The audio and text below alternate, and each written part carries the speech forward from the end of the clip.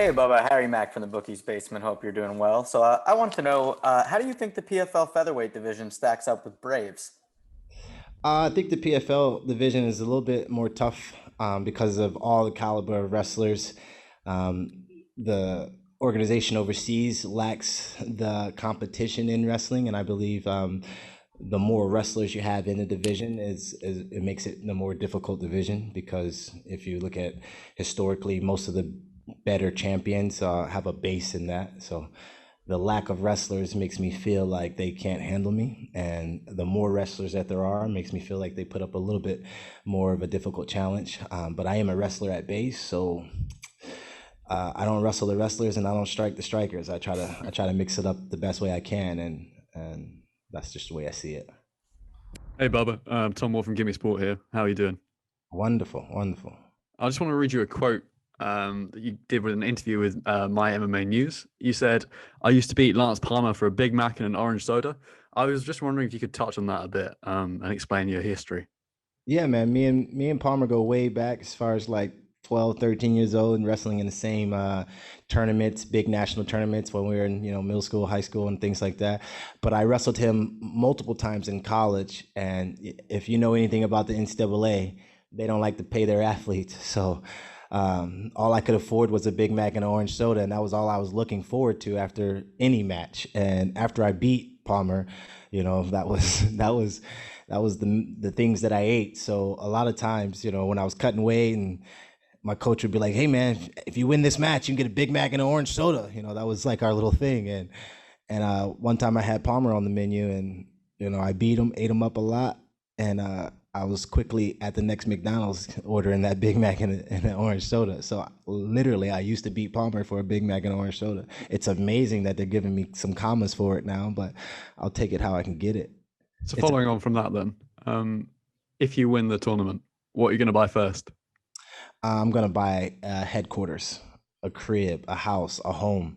Uh, I'm I got a jeweler who sponsors me. Everything that I need, I get sponsored because I got a good look, I got a good face, I got a face for TV, not for radio. So it just makes sense to get all that stuff sponsored and endorsed. But when I spend my coins, it's going to be on something to leave an inheritance for my children. That's for sure. Bubba, you and Lance, as you mentioned, do go back a long ways with the college wrestling, but he had said that there's no real rivalry. It was, 15 years ago, whatever it was when you actually wrestled. Is there a rivalry between you two, or is it just a competitive thing? It's a competitive thing for sure.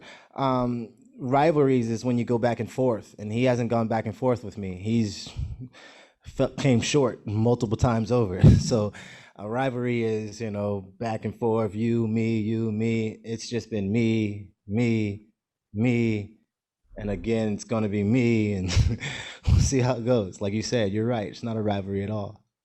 Were you glad that PFL gave you him right out of the gate in your first fight? No, I was not glad.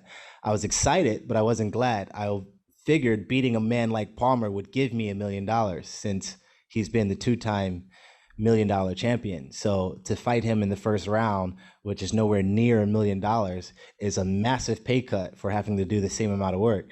But I do feel like it's a favorable matchup. I do feel like on paper and in reality, it looks good for me in my camp. I'm a bad man, and he's the party boy, and I plan to crash every balloon that gets blown up. Hello, Bubba. This is Michael from Mike Owens Media. Given Lance Palmer has won the PFL tournament twice, how big of a win would this be on your resume? Oh, it'd be massive. It'd be massive. I'm known as the champ killer. In college, I beat 10 national champions. I've gone to other organizations and beaten their champions right off the bat. This is not something new for me, but it would be massive. Palmer is a tough fighter, a tough individual. He's gone 11-0. He's not only just a two-time $1 million champ winner, he's won the championships in other organizations before this one. So he's a very formidable opponent.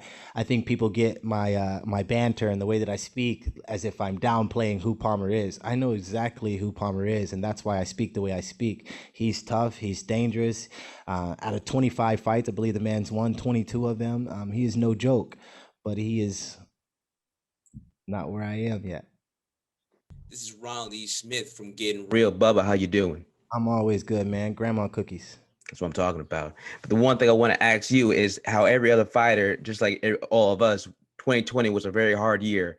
So for you during that whole time, where was your head at, and how were you able to keep focused through those times?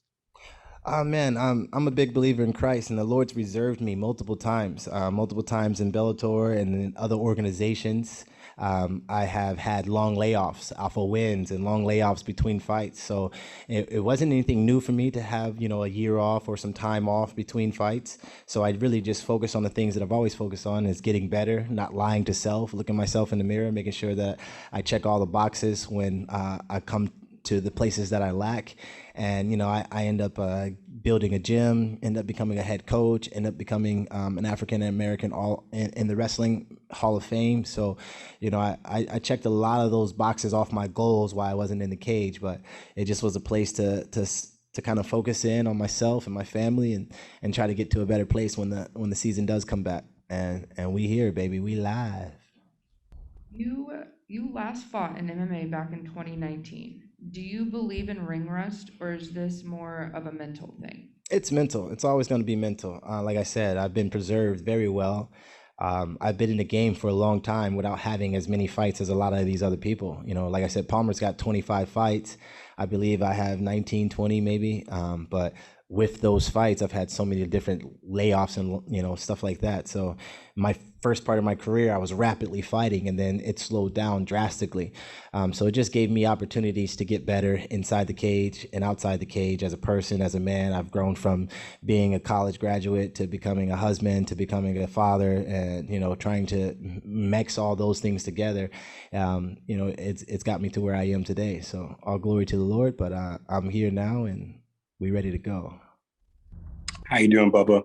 Just wanted to ask you about the time that you spent on The Ultimate Fighter with John Jones and what you learned the most through that experience, and the difference between you then and now. The difference between me then and now is, like I said, I'm probably a little bit more mature. I know the game, the way the game works. It's not a tough man's sport. I was taking, at that time, I would fight anyone, anywhere, anytime. And I still have that mindset, but to be strategic about things, to have matchups, to look at each opponent with a different eye, to be more professional. You go from becoming a challenger to becoming a contender, and then I became champion. So the mindset obviously changes as you develop. So that's one thing that I got to do better. And just being under the wing, even though I'm older than Jones, just being under the wing of what superstardom was, 7 weeks in Vegas was a different experience at that level. So I got to learn a lot, got to see a lot, got to be around a lot of different people. And, I'm a networking spider. I figure out how to get in the best places, find myself at the best tables, and people, they favor me.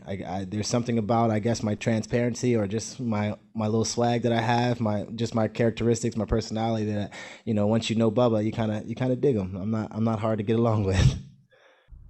Hey, Bubba, thanks for being here today. Thank you. I had nowhere else to go. So I've noticed that you've had some amazing finishes in your past. Are you planning on finishing, Lance?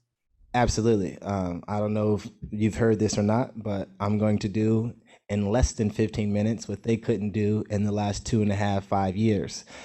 So I plan to knock him out in the second round. I see one round of grace and one round of pace.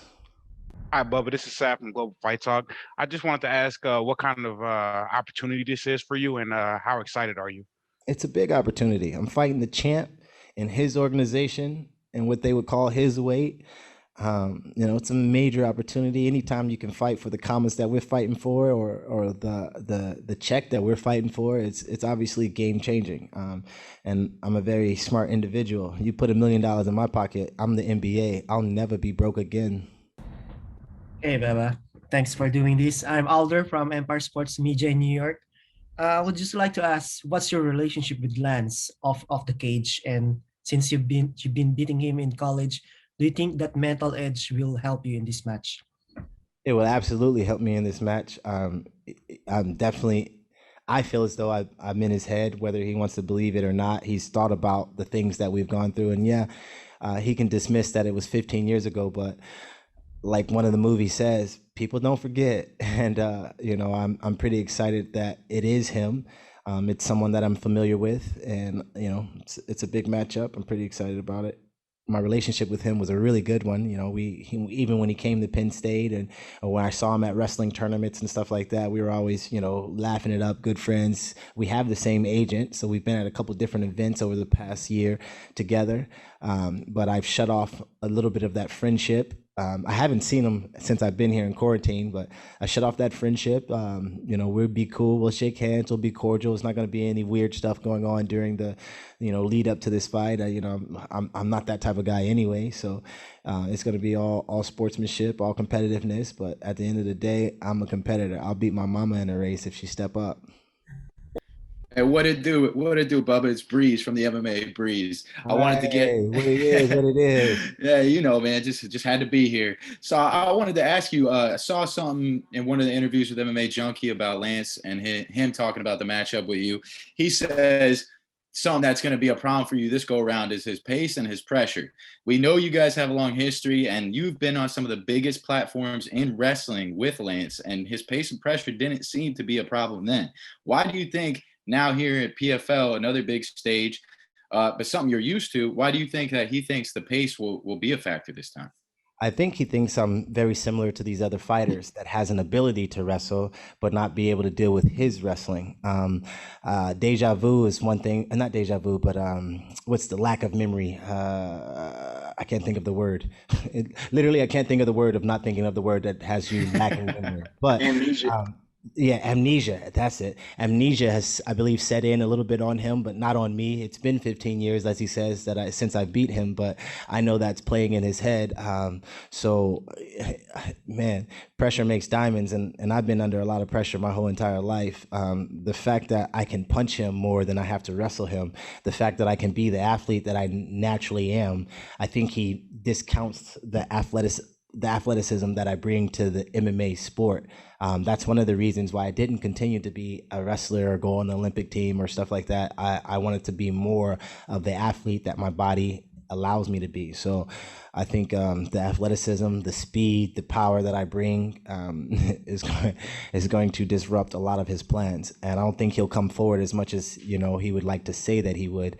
The pressure means that he's on the gas and he's coming after me, and I don't see that in none of his fights. He looks to be waiting for his takedown. He looks to be waiting for the man to make the mistake and then attack that. So, that what he's saying completely goes against who he is. He is a pressure fighter, but he's not a pressure as far as like moving the guy back. I definitely will not be the defensive guy in this fight. Bubba, how you doing, man? This is Sergio from the Fight Podcast. What's up, man? Man, maintain it, family. So check it out. You've been champion in other organizations. Yes, sir. But now being the fact that you're fighting against Lance Palmer, the face of the PFL essentially, and you're on ESPN now, what does a win like that do for your profile? And again, just your career going forward? The way that I'm about to finish Palmer is going to put me on the top 10 highlights. Me being on ESPN2, doing what I'm about to do in the second round of Palmer, and once we hit that, we off to stardom, baby. The way that I talk, the way that I walk, the way that I move, the way that I groove, people dig that. And you can't deny who I am. You can't deny I'm a bad man. You won't be able to deny what I'm about to do to Palmer.